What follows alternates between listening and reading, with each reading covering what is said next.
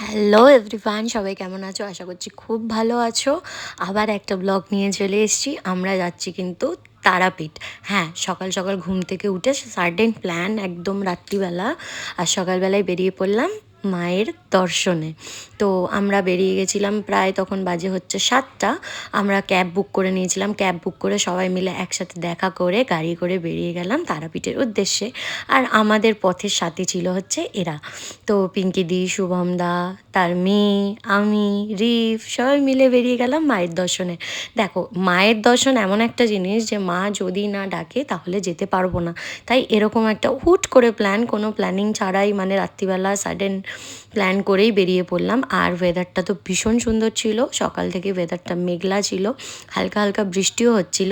তা আমরা পৌঁছে গেলাম শক্তিগড়। আমরা দাঁড়িয়েছিলাম ল্যাংচা জংশন, ওখানে তো সব ল্যাংচা বিখ্যাত, তোমরা তো সবাই জানো।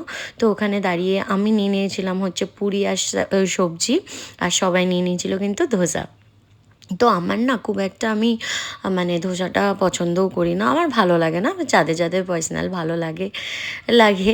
তো আমরা সকালবেলা পৌঁছে গেলাম হচ্ছে তারাপীঠ। আর ওয়েদারটা এত সুন্দর ছিল, তোমাদের কি বলবো, ভীষণ সুন্দর লাগছিল। কিন্তু একদিকে ছিল হচ্ছে বৃষ্টি, কিন্তু দেখে মনে হচ্ছিল রাস্তাটা যেন পুজো এসে গেছে। আর পুজো তো সিরিয়াসলি এসে গেছে, সুন্দর সুন্দর ব্লগ আসতে চলে যায়।